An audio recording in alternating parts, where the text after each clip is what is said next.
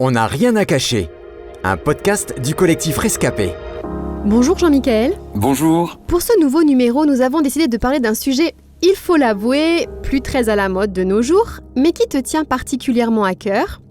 Il s'agit de l'abstinence avant le mariage. Alors pour commencer, peux-tu nous dire quel âge tu avais quand tu t'es marié ? Alors on avait 19 et 20 ans. Avant cela, avais-tu eu d'autres relations amoureuses ? Alors ça vous paraîtra peut-être bizarre, mais non, pas d'autres relations amoureuses. Alors bien sûr des attirances vers d'autres filles, mais rien de concret. Je peux vraiment dire que celle que j'ai épousée a été mon premier amour. Je sais que j'avais vraiment ce désir que la première que j'aime vraiment et qui m'aime réellement, aussi de son côté, que ce soit la bonne, soit celle avec laquelle ça match et avec laquelle on puisse aller jusqu'au bout. Vous avez été fiancés 2 ans et demi avant de vous marier et d'un commun accord, vous aviez décidé de ne pas avoir de relations sexuelles avant le mariage. D'où vous est venue cette idée ? C'est vrai que c'est une idée qui peut paraître un peu bizarre aujourd'hui, mais c'est une idée qui est directement inspirée de notre foi. On croit vraiment tous les deux à ce qui est inscrit dans la Bible. Et ce qu'on croit, c'est que en fait, Dieu nous a laissé un espèce de mode d'emploi du couple, un mode d'emploi de la vie en famille heureuse. Alors même si bien sûr, il n'y a pas énormément de détails, mais il y a certaines règles assez claires. Et tous les deux, on avait envie de mettre ces règles en pratique, croyant que celui qui nous a créés, c'est lui qui est le mieux placé pour nous dire comment il faut faire. Et donc, on a essayé de tout simplement mettre ça en pratique. Alors, excuse-moi de la question, mais étiez-vous tous les deux vierges, comme on dit ? Alors quand on a commencé à se fréquenter, forcément moi j'étais vierge puisque c'était ma première. Pour elle c'était pas le même cas puisque elle avait déjà eu d'autres petits copains avant moi, mais elle était aussi vierge et donc tous les deux quand on a commencé à se fréquenter, on avait à l'époque 17 et 16 ans, on était effectivement vierges. En 2 ans et demi de relation amoureuse, j'imagine que vous avez été tentés de passer à l'acte. Avez-vous tenu votre promesse et si oui, comment avez-vous fait pour résister ? Eh oui, effectivement, c'était des fois compliqué de tenir bon, mais oui, on a réussi à tenir bon. On peut vraiment dire que notre nuit de noces a été notre toute première à tous les deux. Alors je dis pas que ça a été facile à tenir, au contraire c'était même des fois difficile, mais déjà on a été aidés par la distance, elle habitait à 800 km de chez moi, à notre époque, à notre vieille époque, il n'y avait pas les téléphones illimités, donc chaque fois qu'on décrochait le téléphone, ça coûtait quelque chose. Maintenant quand on était ensemble c'était très intense, c'est vraiment ces moments-là qui sont les plus difficiles. Donc là, on a essayé simplement de ne pas être souvent isolé, être souvent à l'extérieur. Et puis surtout, on a compté sur Dieu pour nous aider à tenir nos promesses respectives. Certains disent qu'avant de se marier, il faut voir si on est compatible sexuellement. Qu'en penses-tu ?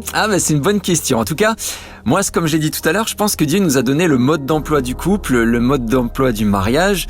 Et je crois, moi, qu'il y a un ordre des choses qui est établi. Et pour moi, vraiment, la relation sexuelle, elle rentre dans le cadre du mariage. Et s'essayer avant, ou alors dire que justement, pour savoir si on est compatible, il faut s'essayer sexuellement avant, je pense tout simplement que c'est passer outre les recommandations de Dieu. Moi, je pense que le plus important, c'est savoir si on s'aime vraiment. La relation sexuelle, elle vient comme un aboutissement, comme la cerise sur le gâteau qu'on va se donner l'un à l'autre. Mais il y a tellement d'autres paramètres qui rentrent en jeu avant et qui sont tellement plus importants. Quand on a un rapport à l'un avec l'autre, c'est se donner entièrement, c'est se livrer intégralement et le faire vraiment de tout son cœur et de tout son corps. Pour moi, ça peut pas se faire dans la beauté telle que Dieu l'a imaginée sans qu'il y ait vraiment un amour profond d'un être vis-à-vis d'un autre. Et cet amour-là, il se construit. Cet amour-là, il prend du temps. Ça se fait pas d'un jour à l'autre. Et c'est pour ça aussi que Dieu il a instauré le temps des fiançailles. C'est justement pour qu'on arrive à d'autres valeurs que la relation sexuelle. Et voilà, c'est vraiment ça le fond de ma pensée par rapport à cette question. Tu n'avais donc que 20 ans quand tu as décidé de te marier. Ne penses-tu pas que tu es passé à côté de ta jeunesse ? Déjà, j'ai été célib jusqu'à 17 ans. Quand il y en a certains qui ont déjà des petits copains à 10, 11 ou 12 ans, là au moins j'étais bien seul jusqu'à 17 ans, donc j'ai bien pu profiter. Maintenant, c'est sûr que je suis quelqu'un de conviction. Donc à partir du moment où je l'ai rencontré, j'ai rencontré la bonne et j'ai su vraiment que c'était celle que je voudrais aimer, épouser et avec qui je voudrais rester jusqu'à ce que je quitte cette terre, pourquoi attendre ? Attendre quoi ? Attendre d'avoir des sous, attendre d'avoir un super logement, d'avoir une super voiture, non.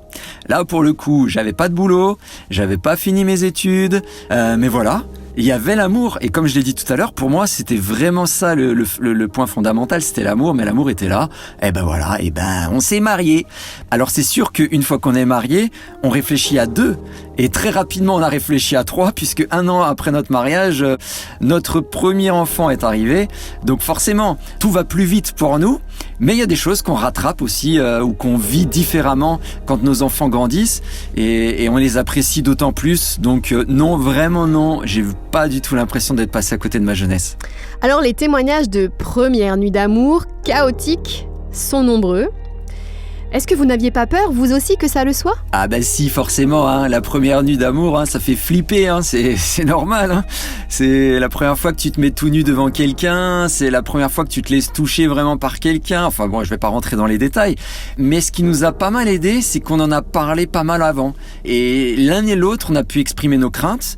On s'était déjà dit les choses, comment on aimerait le vivre, plus ou moins. Alors ça s'est pas du tout passé comme on en avait parlé, hein, mais ça c'est pas un souci.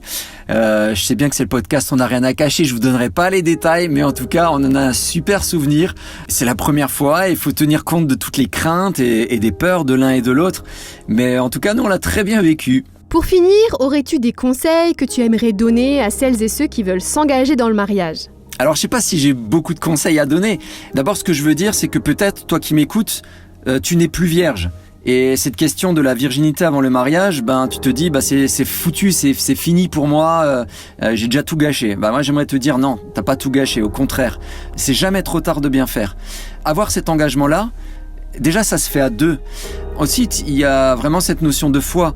Sans avoir cette volonté de plaire à Dieu, de respecter le cadre que Dieu a mis en place, ça n'a aucun sens d'être vierge ou de tenir une virginité jusqu'au mariage.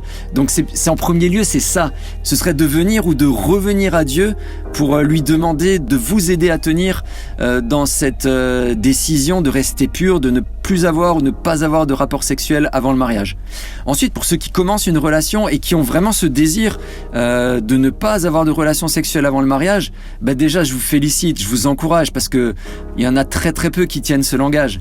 Moi ce que je vous dis c'est que c'est tellement beau et je vous encourage tellement à poursuivre cette direction et à essayer d'arriver à tenir jusqu'au mariage. Il y a tellement de bénédictions qui sont derrière et je veux vraiment vous encourager à avoir cette pensée et à croire que c'est possible. Et je me réjouis qu'un jour c'est vous qui en parlerez et qui encouragerez d'autres plus jeunes que vous. Un grand merci d'avoir osé te dévoiler, Jean-Michel. C'était On n'a rien à cacher, un podcast du collectif Rescapé produit par Trésor Média.